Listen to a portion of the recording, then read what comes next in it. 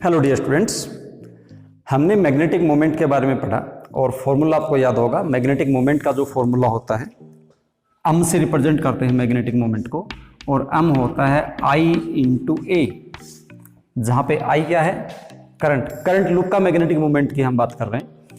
M क्या है? Magnetic moment है, आई है करंट और ए है एरिया। एरिया मतलब मान लीजिए ऐसे कोई लूप है, ये लूप है कोई, और इस लूप की रेडियस है कितनी? ये आर रेडियस है, तो इसका एरिया ए कितना हो जाएगा? वो हो जाएगा पाई आर स्क्वायर। और सपोज करो आई इसमें करंट फ्लो कर रहा है, तो इसका मैग्नेटिक मोमेंट एम हो जाएगा आई इंटू पाई आर स्क्वायर। ये सिंगल टर्न है। अगर इसके अंदर नंबर ऑफ टर्न्स हो तो एन से इसको हम मल्टीप्लाई कर देते हैं। एन होगा total number of turn. N आप कैपिटल लिखो या स्मॉल लिखो, doesn't matter. M is equal to I pi r square ये हो जाएगा। और टर्न हैं आपके पास ज़्यादा, तो उतने ही टर्न आप इसको मल्टीप्लाई कर देंगे। आज हम पढ़ने वाले हैं मैग्नेटिक मोमेंट ऑफ एटम के बारे में। एटम्स जो हैं उनका मैग्नेटिक मोमेंट हम कैसे फाइंड आउट करेंगे। अब आप सोचोगे भाई हम ये तो करंट से पढ़ा था हमने, करंट होगा तो मैग्नेटिक मोमेंट होगा।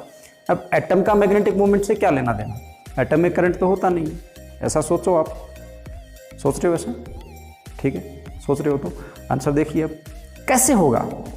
आपको पता है कि ये न्यूक्लियस है, और न्यूक्लियस के अंदर कौन होते हैं? न्यूट्रॉन प्लस प्रोटॉन, और इसके चारों तरफ इलेक्ट्रॉन से रिवॉल्व करते हैं। मैं एक सिंगल इलेक्ट्रॉन मान लेता हूँ ऐसे, ये कोई ऑर्बिट है और इसमें ये इलेक्ट्रॉन है। इस प्रकार से ये इलेक्ट्रॉन इसमें रिवॉल्व कर रहा है। ओके, इलेक्ट्रॉन आपको पता है एक चार्ज है, और चार्ज ये कंटिन्यूसली मूव कर रहा है। तो चार्ज अगर मूव करता है तो क्या होता है? करंट होता है। मतलब ये जो मूविंग इलेक्ट्रॉन है, ये मूविंग इलेक्ट्रॉन अपने ऑर्बिट में एक माइनर करंट प्रोड्यूस कर रहा है। क्या प्रोड्यूस कर रहा है? करंट प्रोड्यूस कर रहा है। कौन? ये। अब आपको पता है करंट की जो डायरेक्शन होती है, करंट की जो भी डायरेक्शन होगी वो इलेक्ट्रॉन के रिवॉल्यूशन के अपोजिट होगी। इलेक्ट्रॉन इधर रिवॉल्व कर रहा है, तो करंट की जो डायरेक्शन है वो इसके अंदर ये है, this is the direction of current. और ये जो ऑर्बिट है, इसकी रेडियस को मैं कितना कंसिडर कर लूँ? मान लीजिए रेडियस को मैं आर कंसिडर कर लेता हूँ। तो यहां से हम क्या कर सकते हैं? इसका मैग्नेटिक मोमेंट निकाल सकते हैं। तो मैग्नेटिक मोमेंट निकालने के लिए आपको करंट चाहिए और एरिया चाहिए। तो सबसे पहले हम करंट फाइंड आउट करते हैं। करंट कितना हो जाएगा? यहां से current I is equal to, current का फॉर्मूला क्या होता है? चार्ज डिवाइडेड बाई टाइम होता है। क्यू डिवाइडेड बाई क्या होता है? टी होता है। ओके, तो यहां से क्वांटाइजेशन में लगाऊंगा तो क्यू को एन इंटू ई लिख सकता हूं, और डिवाइड बाई टाइम। टाइम क्या होगा? टाइम ये इस प्रकार से रिवॉल्व कर रहा है, तो रिवॉल्व करने में इसको लगने वाला टाइम है। अगर मैं यहाँ इसकी वेलोसिटी v मान लूँ, यहाँ वेलोसिटी कितनी मान लूँ? v मान लूँ, तो टाइम को मैं एक बार यहाँ पे t ही लिख देता हूँ। अब ये मान लूँ if v is velocity of electron in orbit, orbit के अंदर वेलोसिटी कितनी मान लेते हैं? v मान लेते हैं। देन टाइम t कितना हो जाएगा? टाइम हो जाएगा डिस्टेंस, मतलब यहां से लेके यहां तक एक रिवोल्यूशन पूरा करेगा तो कितनी डिस्टेंस ट्रेवल करेगा? तो वो इसके सर्कमफ्रेंस के बराबर होगी 2 पाई आर, और डिवाइड बाई इसकी वेलोसिटी v। तो इसलिए अपने पास यहां से अब करंट क्या आने वाला है? I is equal to n e divided by 2 pi r, और ये हो गया v। क्योंकि यहाँ पे सिंगल इलेक्ट्रॉन हम ले, नंबर ऑफ इलेक्ट्रॉन्स होते तो n आ जाता। मैं यहाँ पे सिंगल इलेक्ट्रॉन की बात कर रहा हूँ, तो n की वैल्यू को आप यहाँ से क्या कंसिडर कर सकते हो? 1 कंसिडर कर सकते हो। तो ये आपके पास हो जाएगा E डिवाइडेड बाई टी। तो यहाँ भी इसको हम क्या कर देंगे? EV divide by 2 pi r. Okay, तो ये हमारे पास आया करंट। अब हमें अगली क्या टर्म चाहिए?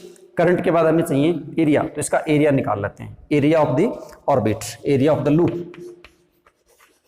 Area a is equal to कितना हो जाएगा? Pi into r square. Radius को हमने कितना मान रखा है? इसका आर मान रखा है। अब इसको और आगे सोल्व करते हैं, तो आपके पास जो मैग्नेटिक डायपोल मोमेंट एम है वो आ जाएगा आई इंटू ए होता है। आई यहाँ से आपके पास आया EV divided by 2 pi r into area. Area हो गया pi r square. Pi r square, pi से पाई कैंसिल कर देते हैं, आर से स्क्वायर को कैंसिल कर देते हैं। मैग्नेटिक डायपोल मोमेंट एम हमारे पास आया EV R divided by 2। EVR divided by 2, ये हमारे पास आया। अब देखिए, जब भी हम एटम की बात करते हैं, एटम के ऑर्बिट की बात करते हैं, ऑर्बिट में इलेक्ट्रॉन्स की बात करते हैं, तो जो बोहर्स के पोस्टुलेट्स हैं उनको हमें जरूर देखना होता है, उनको जरूर कंसिडर करना होता है। बोहर्स के जो पोस्टुलेट फिजिक्स में तो अभी तक आपने पढ़े नहीं है, बट क्लास 11th की केमिस्ट्री में बोहर्स के पोस्टुलेट्स आप अच्छे से पढ़ चुके हो। 3 पोस्टुलेट्स हैं बोहर के। तो उसमें बोहर का जो सेकंड पोस्टुलेट है, वो सेकंड पोस्टुलेट क्या बोलता है कि जो एंगुलर मोमेंटम होता है किसी भी इलेक्ट्रॉन का और किसी ऑर्बिट के अंदर, वो ऑलवेज क्या होता है, कंजर्व्ड होता है। अकॉर्डिंग टू बोहर हमारे पास क्या है कि एंगुलर मोमेंटम है, एंगुलर मोमेंटम जो MVR है वो ऑलवेज होता है NH divided by 2 pi. MVR is equal to NH divided by 2 pi. यहां से n नंबर ऑफ ऑर्बिटल्स को रिप्रेजेंट करता है, मतलब कौन सा ऑर्बिटल है वो। आप ये भी बोल सकते हो कि n रिप्रेजेंट करता है प्रिंसिपल क्वांटम नंबर को।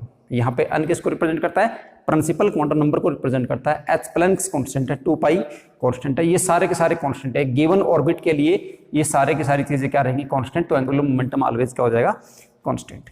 यहाँ इस रिलेशन के अंदर हमें VR की वैल्यू जरूरत है, तो यहाँ से हम VR फाइंड आउट कर लेते हैं। तो यहाँ से अगर हम VR फाइंड आउट करते हैं तो हमारे पास रिजल्ट आता है NH divided by 2 pi m। Okay, और ये जो रिजल्ट है ये हम इसके अंदर पुट कर देते हैं। तो इसके अंदर रिजल्ट पुट करते हैं तो रिजल्ट हमारे पास आता है m is equal to E NH divided by 2 और 2 कितना हो जाएगा, 4 पाई m। तो ये हमारे पास मैग्नेटिक डाइपोल मोमेंट हो जाएगा। एटम का मैग्नेटिक डाइपोल मोमेंट है वो ENH divided by 4 pi m होता है। तो यहां से हम एक बात और देखते हैं कि n को अगर हम छोड़ दें, क्योंकि n 1 2 3 4 5 वेरिएबल हो सकता है, लेकिन किसी भी ऑर्बिट के लिए E की वैल्यू कभी चेंज नहीं होती, H की वैल्यू कभी चेंज होने वाली नहीं है। 4 पाई और m मास ऑफ इलेक्ट्रॉन है, ये कुछ भी चेंज होने वाला नहीं है। मतलब EH 4 पाई m कांस्टेंट है। तो इसको हम ऐसे भी लिख सकते हैं, m is equal to n mu. m बराबर क्या लिखते हैं, n म्यू। और म्यू किसके बराबर है, म्यू की वैल्यू यहां से आपके पास है EH divide by 4 pi m, और इसको बोलते हैं बोहर्स मैग्नेटॉन। इसको बोला जाता है बोहर्स मैग्नेटॉन। यहां से हम एक टर्म और ले सकते हैं। ये जो हमारे पास ये आया था m is equal to EVR divided by 2, magnetic dipole moment आया था। ये वैल्यू रखने से पहले m is equal to EVR divide by 2, और ये आपके पास आया angular momentum MVR is equal to NH divided by 2 pi. अगर हम इस मैग्नेटिक डाइपोल मोमेंट m को एंगुलर मोमेंटम L से डिवाइड कर दें, m डिवाइड बाई L ले लें, that is equal to m divided by L की वैल्यू कितनी है, MVR ये ले लें, और m की वैल्यू कितनी है, वो है EVR डिवाइडेड बाई 2 और डिवाइडेड बाई MVR। तो MVR से हम इसको क्या कर दें, MVR से इसको हम कर दें डिवाइड, तो यहाँ से VR से क्या कट जाएगा, VR कट जाएगा, और ये टर्म आपके पास आएगी E डिवाइड बाई 2m। ये जो E डिवाइड बाई 2m है, इसको गायरोमैग्नेटिक रेशियो बोलते हैं। क्या बोलते हैं, गायरोमैग्नेटिक रेशियो कहा जाता है। और ये जो गायरोमैग्नेटिक रेशियो है, इसकी वैल्यू एग्जाम में आपसे पूछी जा सकती है, तो वैल्यू आप निकाल भी सकते हो गायरोमैग्नेटिक रेशियो को। इलेक्ट्रॉन के चार्ज की वैल्यू आपको पता है 1.6 इंटू 10⁻⁻19 है डिवाइड बाई 2, और मास ऑफ इलेक्ट्रॉन 9.1 इंटू 10⁻31 होता है। ओके, तो ये जो कैलकुलेशन जब आप करेंगे तो ये आपके पास आने वाली है 8.8 इंटू 10⁻10 कूलम पर केजी। ये वैल्यू याद करके रख लें आप। और यहां से ये जो बोहर मैग्नेटॉन है EH 4 पाई m, इसकी भी वैल्यूज पुट करके और आप कैलकुलेट करके स्टैंडर्ड वैल्यू इसके आप याद कर लें। E की वैल्यू आपको पता है, जो चार्ज है 1.6 10⁻⁻19 होता है, एच प्लेन्स कांस्टेंट है, और 4 पाई एम मास ऑफ इलेक्ट्रॉन आपको यहाँ से पता चल गया। इन सभी की वैल्यूज पुट करेंगे आप, और वैल्यूज पुट करके इसका रिजल्ट भी आप याद कर लेंगे।